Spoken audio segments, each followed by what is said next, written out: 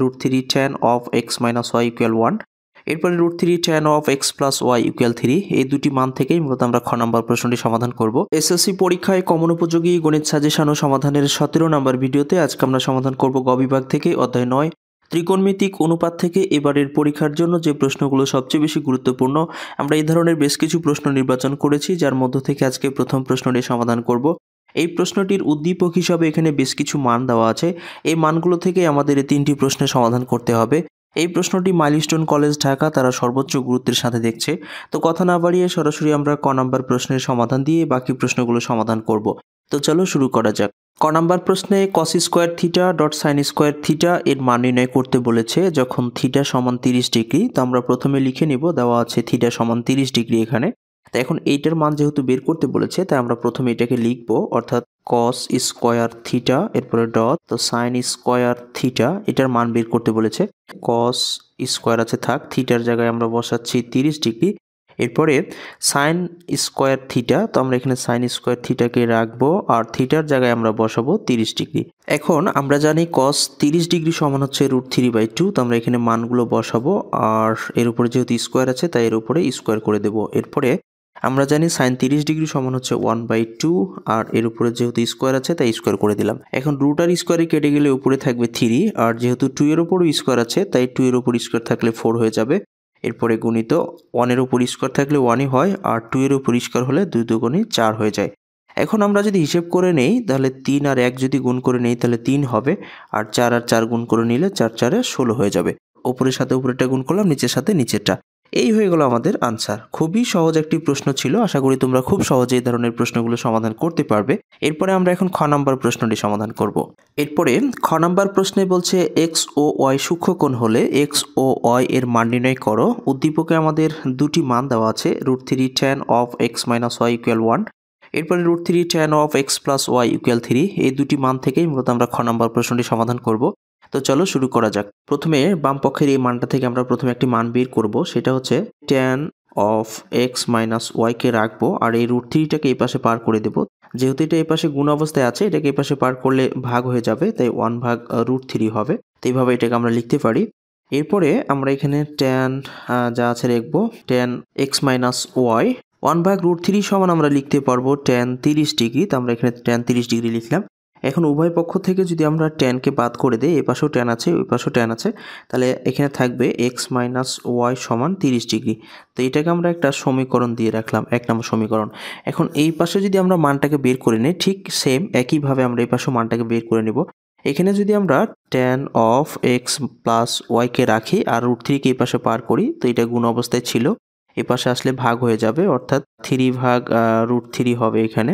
এখন আমরা এখানে একটি কাজ করব, সেটা হচ্ছে tan of x plus y। এখন এই যে এখানে 3 আছে, তো এই 3 একটা 3 থাকলে আমরা দুইটা √3 একসাথে লিখতে পারি গুণ আকারে, কারণ এটা যদি গুণ করি তাহলে আবার √3 স্কোয়ার হবে, √r স্কোয়ার কেটে গেলে শুধু 3 থাকবে, তাই আমরা 3 সমান দুইটা √3 লিখতে পারবো। আর নিচে ছিল একটা √3, এটাকে আমরা লিখলাম tan of x plus y আছে থাক, একটা √3 আর নিচের একটা √3 কেটে গেলে আর একটা √3 থাকে।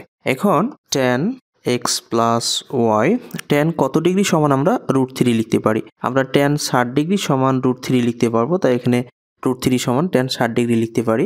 এরপরে উভয় পক্ষ থেকে যদি আমরা tanকে এখন বাদ করে দিই তাহলে এখানে থাকবে x plus y সমান 60 ডিগ্রি। এটাকে আমরা 2 নম্বর সমীকরণ দিয়ে রাখলাম। এখন 1 নম্বর আর 2 নম্বর সমীকরণ যদি আমরা যোগ করি তাহলে আমরা x এর মান পেয়ে যাব। 1 ও 2 নম্বর সমীকরণ যোগ করে পাই, 1 নম্বর সমীকরণে আমাদের ছিল x minus y, যেহেতু যোগ করছি তাই যোগ। এরপরে 2 নম্বর সমীকরণ ছিল x plus y। 1 নম্বর সমীকরণ সমান ছিল 30 ডিগ্রি, তাই এই পাশে লিখবো 30 আর এই পাশে 60 ডিগ্রি, তাই আমরা এখানে লিখবো 60 ডিগ্রি। এখন যেহেতু যোগ করছি তাহলে আমরা -y + y কেটে দিতে পারি, একটা x আর একটা x যোগ করলে হবে এখানে 2x আর 60 আর 30 যোগ করলে হয়ে যাবে 90 ডিগ্রি। এখন আমরা x কে রাখবো, 2 কে এই পাশে পার করে দেব, তো 90/2 হয়ে যাবে। আর 90 কে যদি আমরা 2 দিয়ে ভাগ করি তাহলে x সমান আমরা 45 ডিগ্রি পাবো। তাহলে x সমান আমরা একটা মান পেয়ে গেলাম। এখন এই x এর মানটা আমরা 2 নম্বর সমীকরণে বসালেই y এর মানটাকে পেয়ে যাব। x সমান 45 ডিগ্রি 2 নম্বর সমীকরণে বসিয়ে পাই। 2 নম্বর সমীকরণ ছিল আমাদের, আগের সমীকরণটা আমরা লিখবো x plus y সমান 60 ডিগ্রি ছিল 2 নম্বর সমীকরণ। এখন x এর জায়গায় যেহেতু আমরা 45 ডিগ্রি বসাবো তাহলে 45 প্লাস ওয়াই সমান হচ্ছে 60 ডিগ্রি। এখন আমরা ওয়াইকে রাখবো আর 45 ডিগ্রিকে এই পাশে পার করবো, যেহেতু এটা প্লাসে এই পাশে প্লাস অবস্থায় আছে, এই পাশে গেলে মাইনাস হবে। 60 ডিগ্রি মাইনাস 45 ডিগ্রি, অতএব আমরা ওয়াই সমান পাচ্ছি তাহলে কত, 60 থেকে 45 বাদ দিলে 15 ডিগ্রি থাকবে। এই হলো 15 ডিগ্রি। যেহেতু আমাদের এক্স ওয়াইয়ের মান বের করতে বলেছিল, তাহলে আমরা এখানে লিখতে পারি অতএব এক্স এবং ওয়াই সমান তাহলে কত পেলাম, এক্স সমান পেয়েছি আমরা 45 ডিগ্রি আর ওয়াই সমান পেলাম 15 ডিগ্রি। তাহলে আমরা এখানে লিখতে পারবো 45 ডিগ্রি একটা, আরেকটা হচ্ছে 15 ডিগ্রি। এই হলো আমাদের আনসার। খুবই সহজ একটি প্রশ্ন, আশা করি তোমরা এখন থেকে এই ধরনের প্রশ্ন আসলে সমাধান করতে পারবে। এরপরে আমরা এখন গ নাম্বার প্রশ্নটি সমাধান করব। গ নাম্বার প্রশ্নে বলছে প্রমাণ করো যে M square minus N square equal 4√m n, এইটা প্রমাণ করে দেখাতে হবে। আর উদ্দীপকে আমাদের দুটি মান দেওয়া আছে, tan a plus sign a সমান m, এরপরে tan a minus sine a equal n। এই দুটি মান থেকেই মূলত আমরা এই গ নাম্বার প্রশ্নটি সমাধান করব। তো চলো শুরু করা যাক। গ নাম্বার প্রশ্নের সমাধান করতে উদ্দীপকে আমাদের যে দুটি মান দেওয়া ছিল, প্রথমে আমরা এই দুটি মানকে লিখে নিয়েছি। এখন আমরা বাম পক্ষ ধরে এটাকে প্রমাণ করার চেষ্টা করব। তো বাম পক্ষে আমাদের আছে, আমরা প্রথমে লেফট সাইড ধরে নেব। লেফট সাইড সমান হচ্ছে এখানে M square minus N square, এটা সমান আমাদের 4√m n প্রমাণ করতে হবে। এখন আমরা এম এর জায়গায় এম এর মান বসাবো। তো এম সমান এখানে আমরা দেখতে পাচ্ছি tan a plus sign a, এটা আমরা এখানে বসাবো। অতএব আমরা এখানে লিখতে পারি tan a প্লাস সাইন এ, এর উপরে যেহেতু স্কোয়ার আছে তাই স্কোয়ার করলাম, এরপরে মাইনাস আছে মাইনাস দিলাম। এন সমান আমরা এখানে দেখতে পাচ্ছি একটা মান আছে, অর্থাৎ tan a মাইনাস সাইন এ, এটা হচ্ছে এন সমান।